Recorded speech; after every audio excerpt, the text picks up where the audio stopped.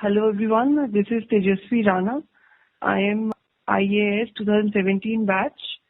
This means that I cleared my CFC in 2016 and I have thought that I'll share with you my strategy for the exam which I followed, and it is through the efforts of Delhi Knowledge Track that I am able to speak to you today. So the way I have thought about is that there are some frequently asked questions जो mostly aspirants के रहते हैं इस exam के बारे में, जो common doubts हैं. तो I have listed down some and मैं कोशिश करूंगी कि मैं उन सबको आंसर कर पाऊँ along with a book list that I follow. तो सबसे पहले मैं आपको यही बताऊंगी कि ये जो मेरा 2016 वाला अटेम्प्ट था, ये मेरा सेकंड अटेम्प्ट था और मेरा ग्रेजुएशन हुआ 2015 में, और मैंने अपना जो फर्स्ट अटेम्प्ट दिया वो मैंने 2015 में ही दिया और एंड फिर सेकंड अटेम्प्ट मेरा 2016 में रहा. तो जस्ट क्योंकि मैंने अटेम्प्ट के ऑर्डर में स्टार्ट किया है, तो सबसे पहला डाउट मैं यही क्लियर करना चाहूंगी कि एज पर मी इट इज बेस्ट कि आप अपना पहला अटेम्प्ट जितनी जल्दी हो सके दे. नंबर ऑफ अटेम्प्ट बहुत हैं इस एग्जाम में, और जितना मेरा एक्सपीरियंस कहता है, the experience that you gain by giving an attempt is much more than that what you get bye preparing for it for 1 year. तो अगर आप कॉलेज के जस्ट बाद सोच रहे एग्जाम देने का, तो एक अटेम्प्ट दे लीजिए, उससे प्रिपरेशन भी स्पीड अप हो जाती है और क्लैरिटी भी आती है प्रिपरेशन कैसे करनी है उसके लिए. सेकेंडली मैं एड्रेस करना चाहूंगी उन लोगों के डाउट्स हु थिंक जिन्होंने प्रिपरेशन स्टार्ट की है जस्ट. तो स्टार्टिंग में डाउट्स आते हैं कि कैसे स्टार्ट करना है, बिकॉज जो सिलेबस है वो चाहे कोई भी एजुकेशनल बैकग्राउंड हो उसके लिए नया ही होगा, बिकॉज सिलेबस में ऑलमोस्ट सारी तरह के सब्जेक्ट कवर्ड है. तो उसके लिए कुछ बेसिक बुक्स हैं, जैसे अगर आपने देखा है, सबसे पहले तो आप सिलेबस देख लें. अगर आपने सिलेबस देखा है तो आपने देखा होगा कि polity, geography, history, science and technology जैसे सारे ही टॉपिक्स सिलेबस में कवर्ड है, इंक्लूडिंग एथिक्स. तो कुछ बेसिक बुक्स हैं जो बिना पढ़े आप प्रिपरेशन स्टार्ट नहीं कर सकते. आप न्यूज़पेपर भी नहीं पढ़ सकते क्योंकि उसके बिना क्लैरिटी नहीं आती है. तो स्टार्टिंग उन बेसिक बुक से ही करनी होगी. वो बेसिक बुक्स मेनली एनसीईआरटीज हैं 9th to 12th की, और कुछ जनरल टेक्स्ट बुक्स हैं जैसे कि पॉलिटी की लक्ष्मीकांत हो गई, हिस्ट्री के लिए स्पेक्ट्रम की मॉडर्न हिस्ट्री हो गई, इस तरह की बुक्स. सो आपको पहले 2-3 महीने इन बुक्स को गो थ्रू करने में ही लगाने पड़ेंगे, so that you know the basics of everything. तो अगर कभी आप न्यूज़पेपर में कोई आर्टिकल पढ़ेंगे और वो ह्यूमन राइट वायलेशन के बारे में बात कर रहा है, जैसे आर्टिकल 21 के वायलेशन के बारे में बात कर रहा है, तो अगर आपको पता ही नहीं होगा कि there are some fundamental rights जिसमें से आर्टिकल 21 एक है, तो the article is not going to make sense to you. तो इट्स बेटर कि आप पहले ही अपना एक बेस बना लें and you strengthen it by going through these books. ये जो बुक्स हैं ये प्रीलिम्स की बुक लिस्ट से काफी सिमिलर है. तो मैंने अभी एग्जाम्पल के तौर पे कुछ बुक्स बताई हैं. इसी लेक्चर में आगे मैं पूरी बुक लिस्ट बता दूंगी आपको.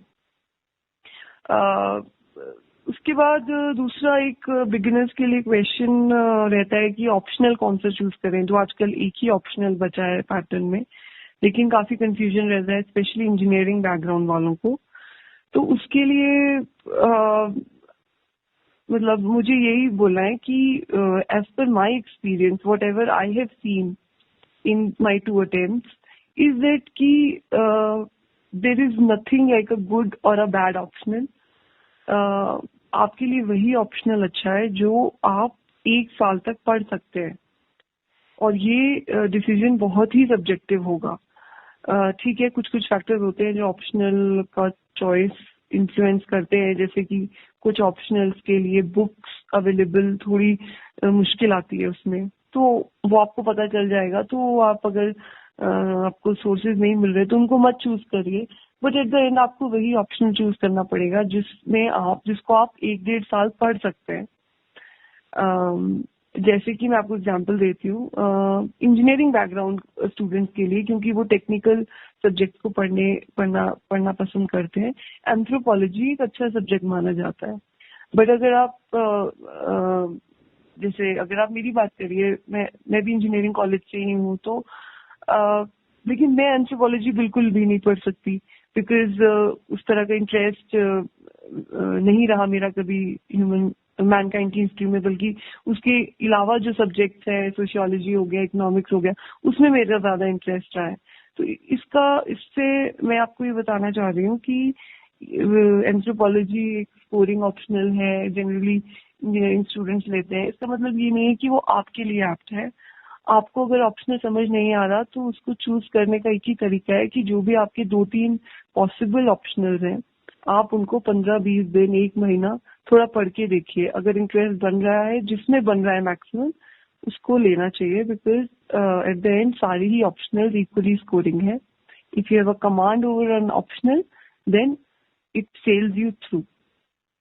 सेकेंड, इसके बाद मैं थोड़ा नोट्स मेकिंग से रिलेटेड इश्यूज डिस्कस करना चाहूंगी कि नोट्स मेकिंग क्यों करनी होती है और कैसे करनी होती है। ये भी बहुत मैंने देखा है कि शुरू में दिक्कत होती है नोट्स बनाने में। देखिए, नोट्स बनाने इसलिए जरूरी है क्योंकि जो आपके मेंस के क्वेश्चन हैं वो किसी ना किसी एक टॉपिक पे आएंगे, जो भी मेंस का सिलेबस है GS 1 to 4 में। तो अगर आपके पास उस टॉपिक से रिलेटेड सारा का सारा मटेरियल एक जगह पे नहीं है, फॉर एग्जांपल अगर GS 3 का फूड प्रोसेसिंग का टॉपिक लें, अगर आपके पास फूड प्रोसेसिंग के सारे जो भी चैलेंजेस, अपॉर्चुनिटीज एक जगह पे नहीं है, तो जब उस सेक्टर से रिलेटेड क्वेश्चन आएगा तो आपका उसको आंसर करना, मल्टीफेसेटेड क्वेश्चन को आंसर करना बहुत टफ रहेगा। इसलिए मैंने तो ऑनलाइन नोट्स बनाए थे, ऑफलाइन बनाना चाहते हैं तो अपनी नोटबुक्स बना लीजिए। उस नोटबुक को ऑनलाइन या ऑफलाइन जिसमें भी है, divide it according to the topics topics that are enlisted in the paper. For example, GS2 है, 10-12 टॉपिक्स है, जैसे constitution, states, then NGOs, SHG, वैसे ऐसे इनको आप चैप्टर्स बना लीजिए अलग अलग, इनके अलग अलग नोट्स बनाइए और फिर इसमें मटेरियल डालते जाइए। मटेरियल का सोर्स क्या रहेगा? कुछ स्टैटिक पोर्शन रहेगा, जिनके सोर्सेज मैं आपको इसी लेक्चर में बताऊंगी, जहां से वो आप मटेरियल बना सकते हैं, टॉपिक को समझ सकते हैं। और मोस्टली न्यूज़पेपर रहेगा, डायनेमिक, जिसको बोलते हैं कि जो न्यूज में आ रहा है उसकी क्लैरिटी आपको होनी चाहिए। तो वो पार्ट आपका न्यूज़पेपर में से ऐड होगा और न्यूज़पेपर से वो उन्हीं नोट्स में ऐड होगा वो पार्ट। अभी आपको लगेगा स्टार्टिंग में कि नोट्स बनाने में बहुत टाइम लग रहा है, लेकिन ट्रस्ट मी, एक बारी अगर आप हैबिट में आ जाएंगे नोट्स बनाने की तो उसके बाद टाइम नहीं लगेगा। एक दूसरा रीजन बाद में टाइम कम लगने का ये है कि मोस्टली आपके सभी टॉपिक्स पे जब ऑलरेडी नोट्स बने होंगे तो ऐड करने के लिए कम चीजें होंगी, तो उससे भी टाइम आपका रिड्यूस होगा।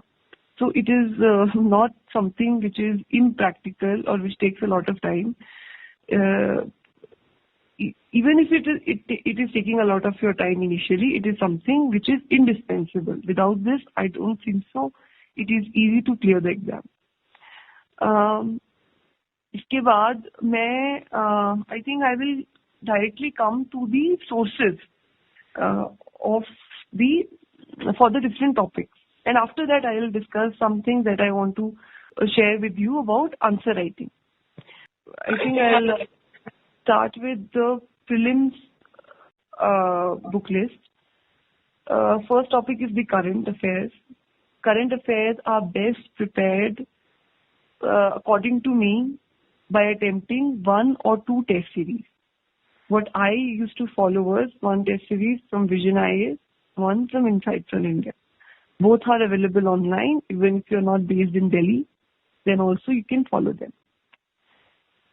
Secondly, there are booklets by different coaching institutes, monthly current affair booklets. These test series supplemented with these booklets will help you to cover the current. Even sometimes you will find that the questions are also getting repeated.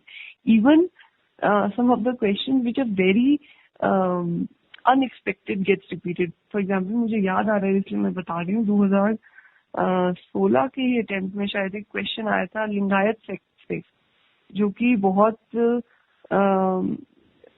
Unexpected था, but वो आया था क्योंकि तब वो जो rationalist हैं कालवर्गी, उनका मर्डर हुआ था. वो क्वेश्चन एक टेस्ट सीरीज में भी था. सो मैं ये हाईलाइट इसलिए कर रही हूँ कि जब हम इतने क्वेश्चंस अटेम्प्ट करते हैं तो इस तरह के अनएक्सपेक्टेड क्वेश्चंस या जो हम सोच भी नहीं सकते कि कालवर्गी की डेथ से रिलेटेड, उनके बिलीफ से रिलेटेड क्वेश्चन आ सकता है, वो आ जाता है. और वो टेस्ट सीरीज में भी होता है मोस्टली. तो वो अटेम्प्ट करना करंट अफेयर्स को आंसर करने के लिए is very important according to me. As far as cultural part is concerned, now I think there is a book by Nitin Singhania.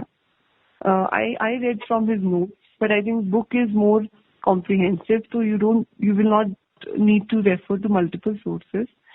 Plus, your medieval NCERT.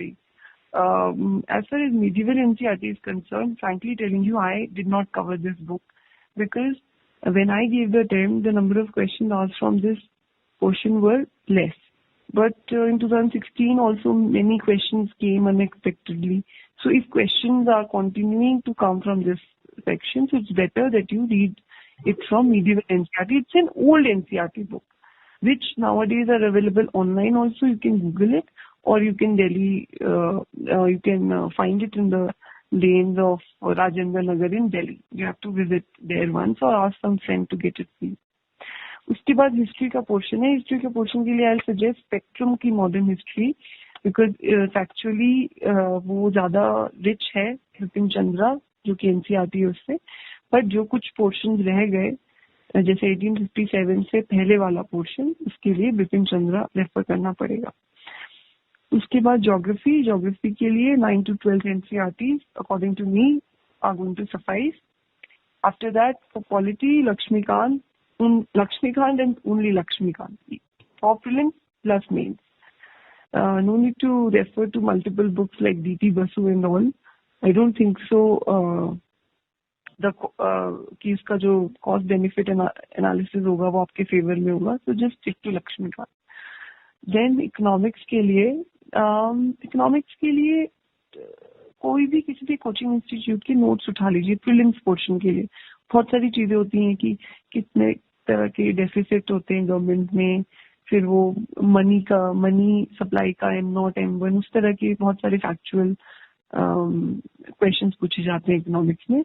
तो उसके लिए best है कि एक नोट्स उठा ली जाए, उनमें सब पूरा कंपाइलेशन रहता है. As far as I know somebody told me कि श्रीराम के नोट्स उसके लिए सही है, तो वो उनका एक बुकलेट मिल जाएगा और उससे आप सारी चीजें कवर कर लीजिए. It will not take hardly few hours of yours अगर if you are able to get the concepts easily.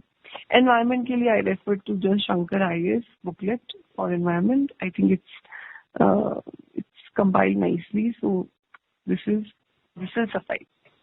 As far as the essay paper is concerned, according to me, for essay paper you don't need to read any book. Even if you don't prepare for essay till prelims, it is completely fine. जो prelims से mains के बीच के 3 महीने या 100 days के round होते हैं, उसमें 6 से 7 ऐसे पेपर्स को अटेम्प्ट करिए. चाहे तो प्रीवियस ईयर क्वेश्चन ले लीजिए या फिर कोई भी क्वेश्चन पेपर आपको कहीं से भी मिलता है, किसी कोचिंग इंस्टीट्यूट का या जो भी मिलता है, उसको अटेम्प्ट कर लीजिए. खुद से लिख के देखिए 3 घंटे में एग्जाम का सिमुलेटेड सेटिंग में, उसको चेक करिए. इम्प्रूवमेंट हो सकती है तो उसमें करिए. और जिन टॉपिक्स पे आपने लिखा है, मान लीजिए किसी कभी विमेन के टॉपिक पे लिखा, कभी एनवायरनमेंट के टॉपिक पे लिखा, इस तरह से जब आपने लिखा है तो उसके बाद नेट पे उस टॉपिक को सर्च करिए. तो उससे रिलेटेड जो फैक्ट्स हैं, कुछ कोटेशंस हैं, वो एक जगह पे कंपाइल करते जाइए.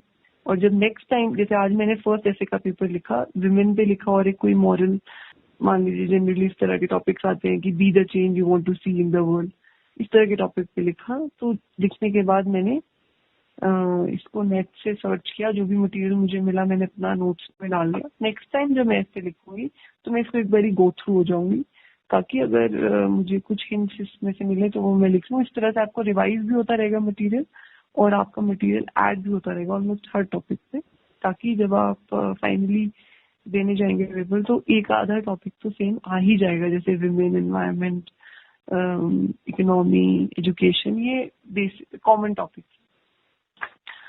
उसके बाद जीएस में जो जीएस सेकंड पेपर या कह लीजिए, मतलब सेकंड पेपर कह लीजिए एसए के बाद, लेकिन वैसे वो जीएस 1 है हिस्ट्री वाला, तो उसके सोर्सेज हैं। जैसे फॉर एग्जांपल कल्चर के लिए मैंने आपको बताया कि Nitin Singhania should suffice, but if you don't want to read the book then as I did, I read 11th NCERT, fine arts की एक 11th की NCERT है, can be downloaded from their website. That book plus Nitin Singhania hand written notes, which is जो कि मतलब बहुत thick नहीं है, पॉइंट टू पॉइंट वाइज है तो जल्दी कवर हो जाते हैं। Plus if some topics are left, cover it from CCRT। For example कई बारी वो लिटरेचर का, संस्कृत लिटरेचर, कन्नड़ा लिटरेचर, वो सब रह जाते हैं, तो उसमें तीन चार पॉइंट अगर कॉम्प्रिहेंसिवली प्रिपेयर करने का टाइम है, आप ऐड करना चाहते हैं तो CCRT की वेबसाइट से कर लीजिए। उसके बाद मॉडर्न हिस्ट्री के लिए I told spectrum, post independence के लिए I only red NCERT। I think NCERT is more than sufficient.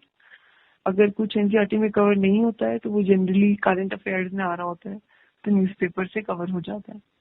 Then world history के लिए there are old NCERTs, 2 books I think, उनके कुछ चैप्टर्स हैं which you can easily make out by seeing the syllabus and matching it with the content of those NCERTs, but old NCERTs will suffice. Then for society part, I think I read 11th 12th socio books. Generally होता क्या है कि जैसे globalisation topic है या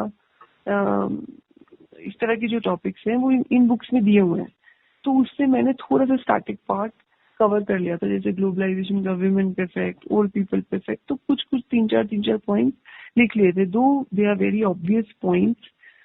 उसके बाद secularism, regionalism जैसे जो टॉपिक्स हैं, there is an NCERT polity की, पॉलिटिकल साइंस की 11th की, थियोरिटिकल है वो, उसमें हर वर्ड का डेफिनेशन दिया है, whether it is secularism, regionalism, communalism, तो refer to that NCERT. It is very enriching NCERT.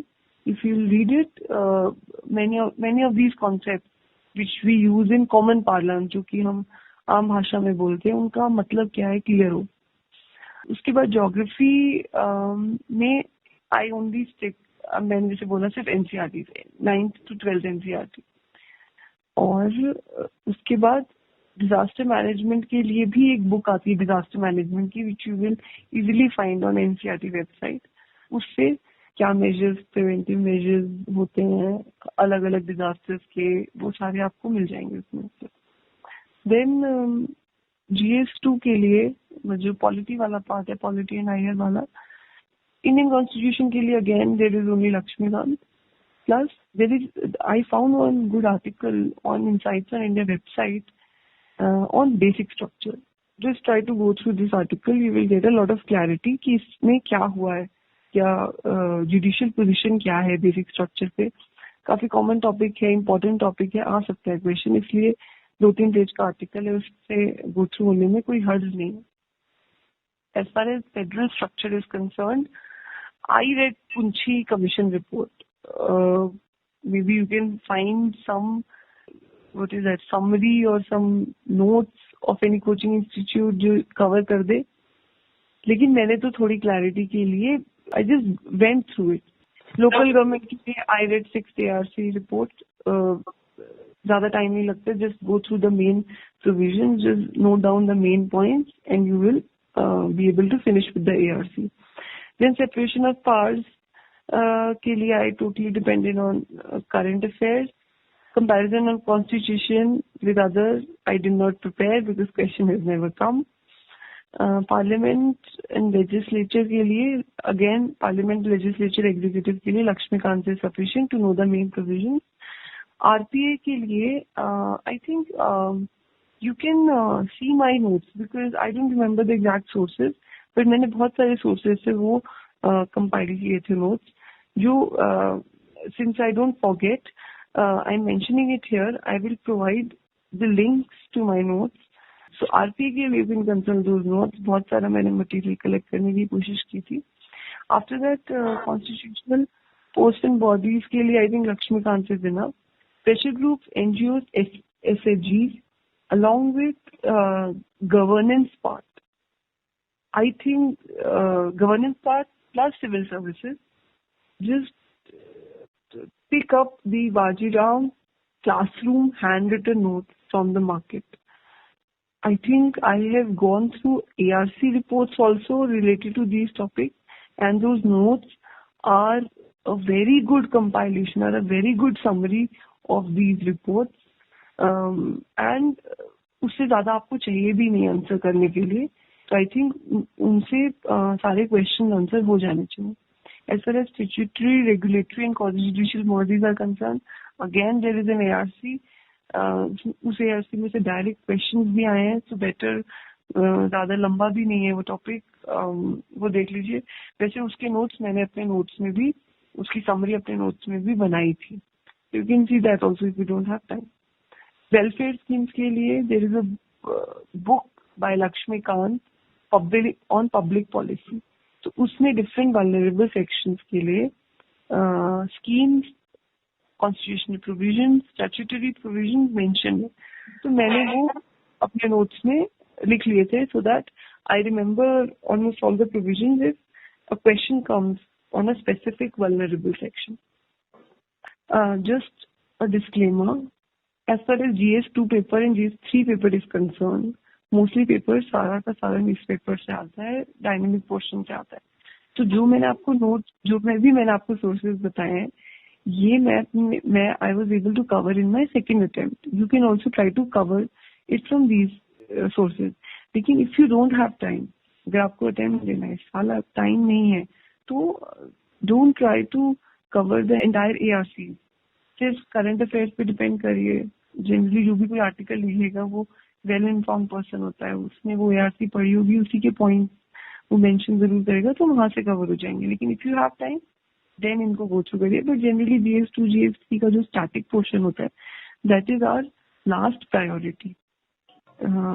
तो उसको थोड़ा सा ध्यान में रखा जा सकता है when covering these topics. As for Indian economy is concerned, I think the best source, there is only one source for Indian economy की जितने भी topics हैं, and that is एक संजीव वर्मा फैकल्टी के वाजीराम में इनके classroom notes, hand written notes available है. उनकी एक बुक भी है. I think very crisply he has given information about each and every topic, whether it is investment model, infrastructure, growth, सबके बारे में अच्छे से इन्होंने लिखा है, तो उसको रेफर कर सकते हैं. Some friend of mine also told कि Sriram notes are also very comprehensive. तो इन दोनों में से आप डिसाइड कर सकते हैं. मुझे लगता है मोर और लेस सेम ही होगा.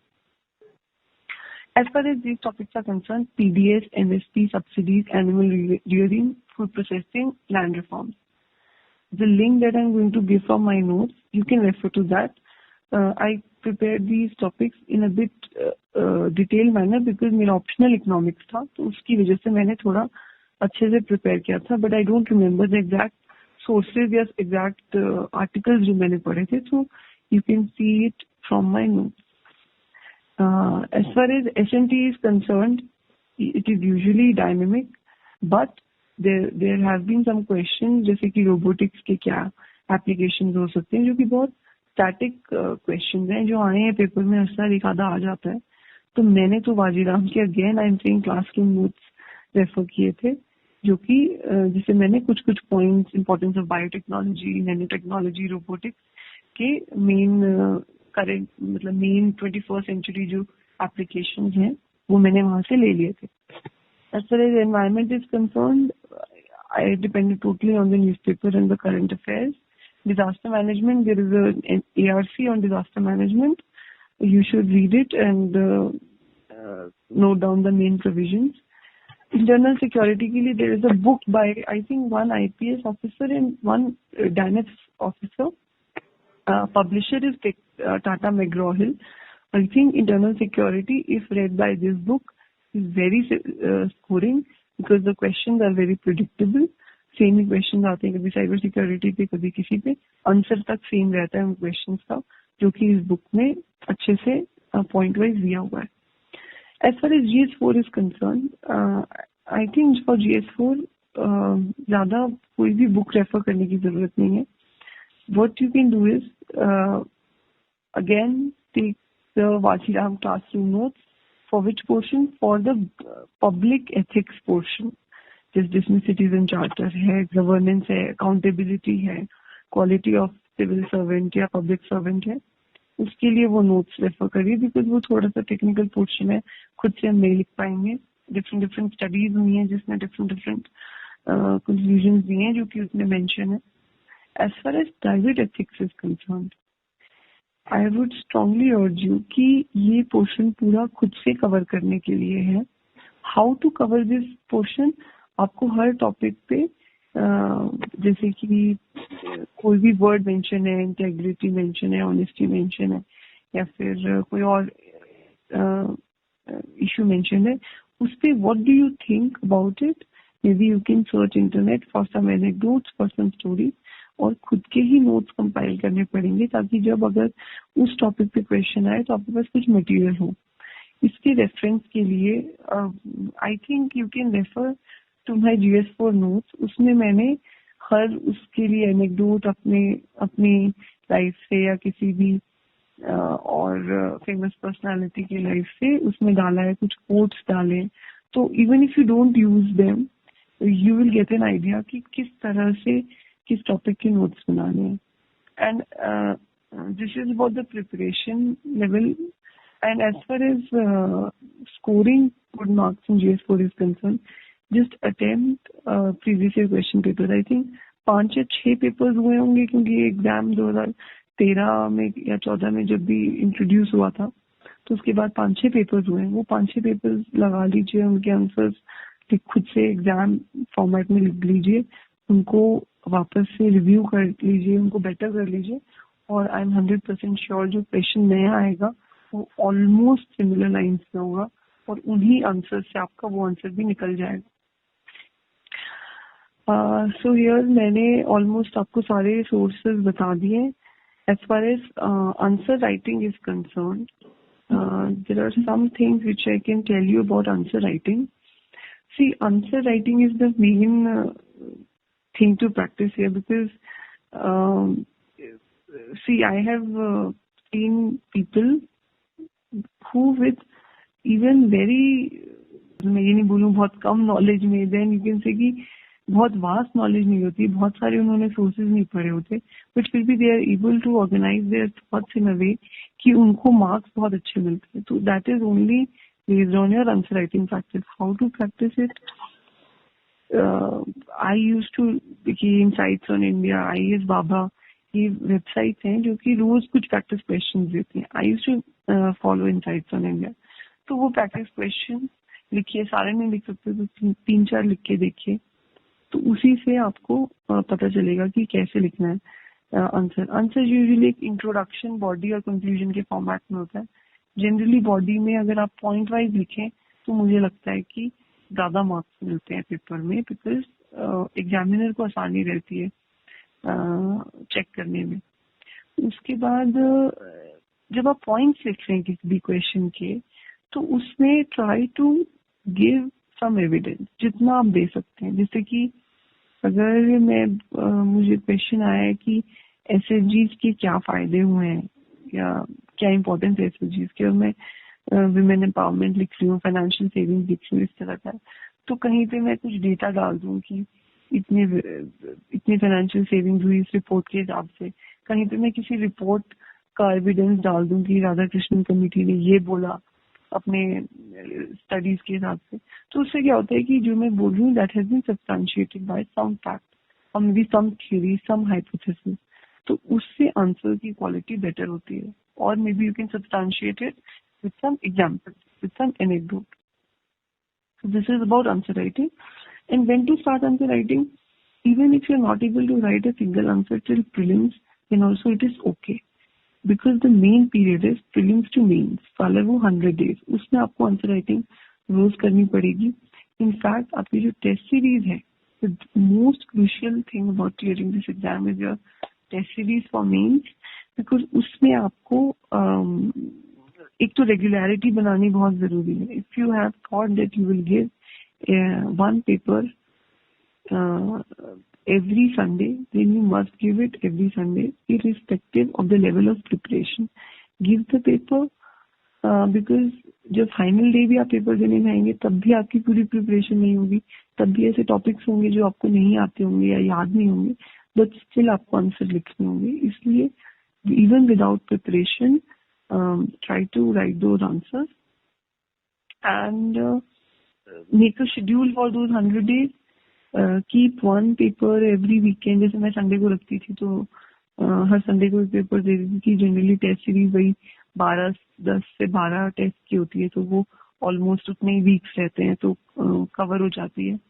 इन between also, in between writing those test series, for example अगर आप विजन IAS की टेस्ट सीरीज लिख रहे हैं हर संडे को, to supplement it with for example Insights on India test series, जो कि स्टार्टिंग में 10 क्वेश्चंस की टेस्ट देंगे, फिर 15 क्वेश्चंस की टेस्ट देंगे. तो मैं क्या करती थी, I used to align those test with my main vision test series. जैसे कि अगर मुझे संडे को या 10 दिन बाद GS1 का पेपर देना है, तो उसके बीच में जो 3 या 4 टेस्ट इनसाइट्स के 10-10 क्वेश्चन क्या है या 15 क्वेश्चन क्या है, वो भी मैंने बीच में दे लिए 3-3 दिन छोड़ के, और फिर मैंने फाइनल अटेम्प्ट किया. तो उससे प्रैक्टिस बहुत अच्छी होती है. तो इस तरह से एटलीस्ट 2 टेस्ट सीरीज इस तरह से करिए. यू विल, कोई बात नहीं, कुछ टेस्ट छूट भी जाएंगे इनसाइट्स के, तो एंड में आते आते टाइम नहीं होता है, छूट जाते हैं, तो डजंट मैटर. जितना टाइम है, जितना हम कर सकते हैं, I think we should try to do that. Simply reading या सिंपली टॉपिक्स कवर करने से तो मार्क्स आना थोड़ा सा मुश्किल है, बट सिर्फ आंसर्स लिख के और उन आंसर्स को रिव्यू करके अच्छे मार्क्स आना पॉसिबल है. People have done that also, जिन्होंने फर्स्ट अटेम्प्ट में क्लियर किया. So this is about it. I think whatever I wanted to cover, I have covered in this lecture. Definitely I have not spoken much about optional paper. Optional paper, I will not go into the details of economics, but I will tell this thing only that most of the optional papers that I've seen can be attempted well अगर आपने पिछले 5 से 6 साल के question papers खुद से solve किए हुए हैं. जनरली मोस्टली ऑप्शनल्स के लिए, स्पेशली इकोनॉमिक्स, उसका तो मैंने डेफिनेटली देखा ही है, क्वेश्चन या नेचर ऑफ क्वेश्चन रिपीट करते हैं, तो then it become very easy for answering the same similar question. उसी तरह से if you are going to give more facts, if you are going to give names of the economist, then your numbers are going to increase because it is a specialized paper. So you need to be ready with numbers, with name of the researchers, and even with diagrams, just to beautify or just to increase the appeal of your answers. And just a last tip I would like to give you is that the exam as such is not difficult, but the time span of the exam is tough. 1-1.5 साल चल जाता है, 1-1.5 साल क्या 2 साल चल जाता है, 1 साल प्रिपेयर करता है, फिर एग्जाम देते हैं. तो इसलिए the most important thing is that, and there is no feedback. जब आप प्रिपेयर कर रहे हैं तो आपको पता नहीं है कि आपके आंसर्स कैसे हैं और आप अच्छा कर पाएंगे कि नहीं कर पाएंगे. But this is true with every aspirant. तो the only suggestion that anybody can give you is की keep going through that period, because there is no other way out. You have to go through that phase of 1-2 years. So that is it. All the very best. If you have any doubts, maybe you can write it in the comments. If I'll get time, I will try to answer it in the next video. Thank you.